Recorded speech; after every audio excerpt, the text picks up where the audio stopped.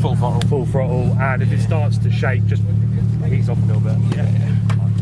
Alright. Oh, and watch them braking, because the brakes are not. So, apart from the throttle, the steering, and the brakes, is fine. All good. Great. All good.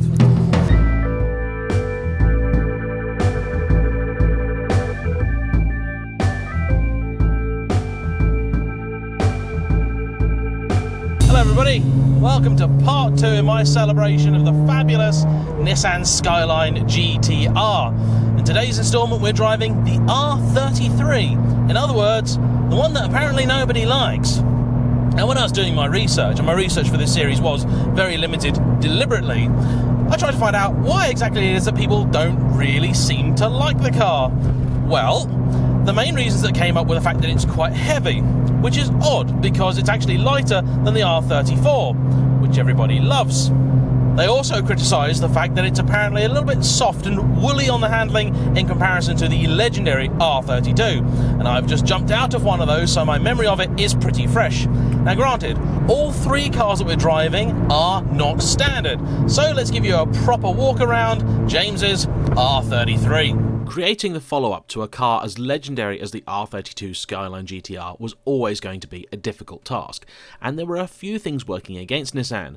Firstly, the Group A regulations in which R32 had been so dominant were now replaced, so the R33 was never as successful on track as its predecessor, and in 1995 they took one to Le Mans where they achieved very disappointing results. On the road, there was another hurdle. At the time, Japan still had its famous gentleman's agreement, meaning nobody would advertise a car as having more than 276 horsepower. The car on which the GT-R was based was also more luxurious and safer than its forebear, meaning it was heavier. The interior is a marked step up, albeit an almost carbon copy of the Nissan Maxima. So how do you make a car with the same power and more weight go faster? Well, you get clever. Nissan went to town on the R33, making it longer and wider. Of the 3 Skylines here, it has the longest wheelbase. The chassis was strengthened in key areas and aluminium used in various points. The high-cast rear-wheel steer system became electric rather than hydraulic as in the R32. And despite a weight gain of over 100 kilos compared with the earlier car, it was a staggering 21 seconds quicker around the Nürburgring. From the off, a V-Spec was available, with a lowered and stiffer suspension and an active limited slip diff at the back. Today's car was brought down at the last minute by James, so I want to say a big thank you to him for rushing to have it ready for the shoot. Now this meant that it wasn't perfect, but it did mean that I could realise my dream of driving these 3 legendary cars back to back and in the correct order. His car is the most overtly modified of the trio, running larger Garrett turbos, Tomei cams, Nismo injectors, and all controlled by a Link G4 ECU. Today we estimate the car's putting out similar power to the others, around 450, but when done it should be making closer to 550. Not bad for an engine which is essentially the same as the one Nissan were putting in the R32 at the end of the 80s. The car is running on coilovers, brand unknown, with classic TE37 Volk wheels and sat behind them endless brakes. There are chassis braces everywhere, some factory, some not, and of the 3, this one I think best fits the typical tuner image of the Skyline. For me, there was always one R33 that I lusted after, and again Gran Turismo is to blame. The bold, black and yellow Pennzoil liveried car, which did experience some success in the Japanese Touring Car Championship, and was a firm favourite of mine in the virtual world. But today, we are in the real one.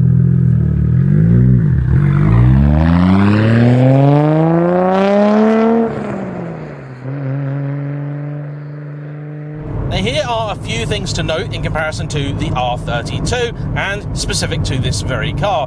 First off, the mapping on it isn't quite complete yet, so I've got to avoid full throttle because it's not fueling right just yet. Like all Skylines and all Japanese cars, this one is a continuous work in progress.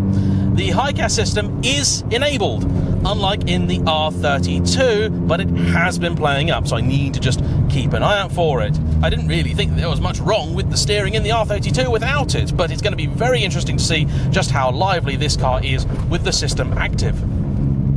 Now this is definitely a firmer ride than the 32. Even at low speeds you can feel it, it's much crashier and harsher. It's also a little harder to get off the line, this car. Clutch is a lot grabbier. And it's considerably more antisocial, this car, having a Tome titanium exhaust with equal length manifolds. That being said though, it does sound exactly like you'd expect a GT-R to. In other words, utterly glorious. The interior is also a world apart from the R32. This actually feels like a reasonable car from the 1990s. Now, the R32, granted, is a product of the 80s, but even still, it did not feel like a very upmarket car at all. Even for its time, that was a pretty lackluster interior on that car. This one, much improved. It has basically the same 5-speed gearbox as you'd get in the R32, and there are some other differences in here. I mean, generally speaking, it's a similar layout, it's a similar shape, but you notice that the A and B pillars are a little bit thicker. Seems to be similar room in the back. The driving position feels somewhat different in this car. I'm quite leant back, although that is probably just going to be how James has had the car set up. The 32 simply blew me away with how the car can handle a road like this. Let's find out if the 33 has the go to match the noise it makes.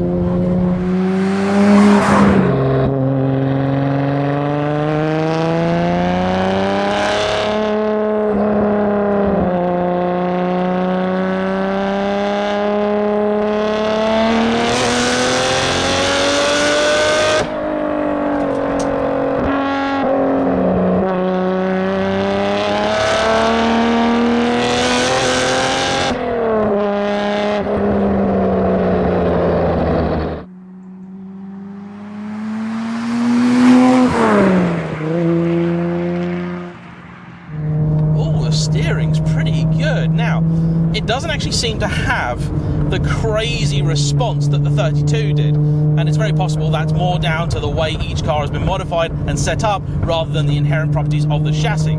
You can, however, feel the high-gas system in this car doing its job and helping bring that rear end around.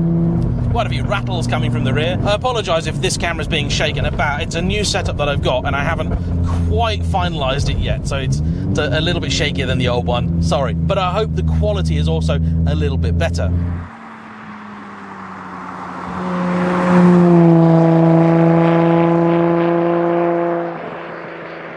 It is a much more antisocial thing to drive this. It just makes an awful lot more racket. I'm slightly concerned about the drive-bys later on because there's a lot of horses nearby, and I do like to try and operate a live and let live policy. After all, as Jesus once said, be excellent to each other. Speaking of excellent, I think the gearbox in here is perhaps even better than that in the R32. Wonderfully direct, such a nice unit to use. And I much prefer the gear knob here. This is a Nismo item, really nice to use. I must say, from in here, it certainly doesn't feel like a soft, rounded, lazy thing of a car.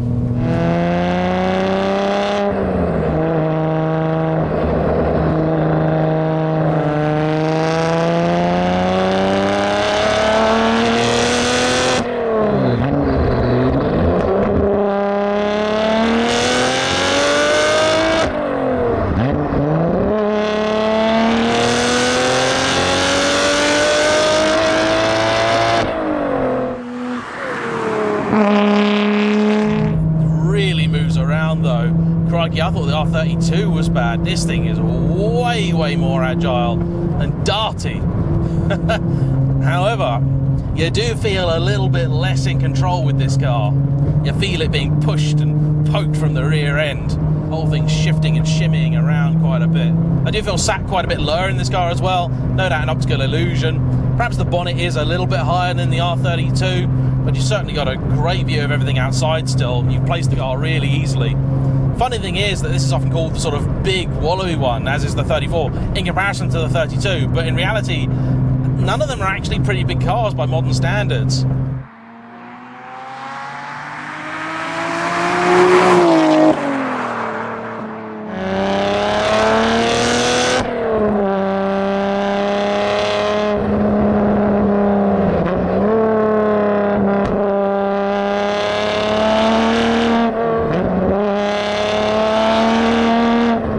Brakes, like the 32, do need a hefty shove.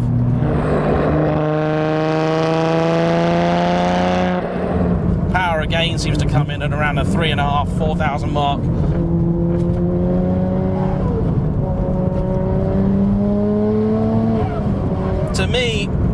this is just not as good a car as the 32. The 32, you got into a rhythm. It was firm and there was a constant patter at low speeds, but once you got moving, it all really made sense. This one is just constantly tapping you, and not in a particularly nice way.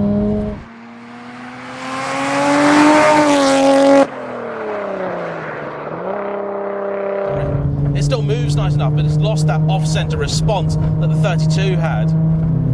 Still go around a corner though pretty quickly. But to be fair to the 33, I feel like all these things I'm criticizing it for can be fixed with slightly different modifications, parts choices, or just setup. This is just a little bit less friendly, a little bit harsher, a lot louder, and not really any better for it. But on the plus side, I absolutely love the way that this thing looks. Previously, it's always been an easy one for me to choose between the three. The 34 was just, that was the one. And I'm very interested to see how that differs to the other two. It's also by far the least modified of the trio.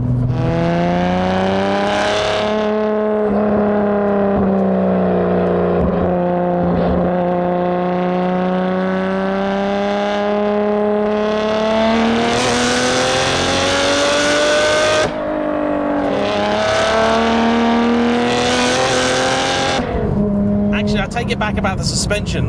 It does eventually soften up, but you need to be carrying about another 10 to 15 mile an hour at least through a corner for it to really start to make sense and work.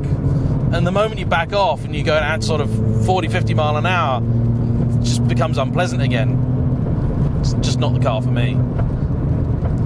But there is a whole other world of GTRs, Skylines, and all sorts of wonderful stuff out there. I've got at least one more to drive today alone. And if you're sat watching this thinking that I should be driving your car instead, please do drop me a line, because I'd love to get my hand on some more of these and see how different you can make them. Anyway, don't forget to hit the like button, and I will see you all for the next one. Bye-bye.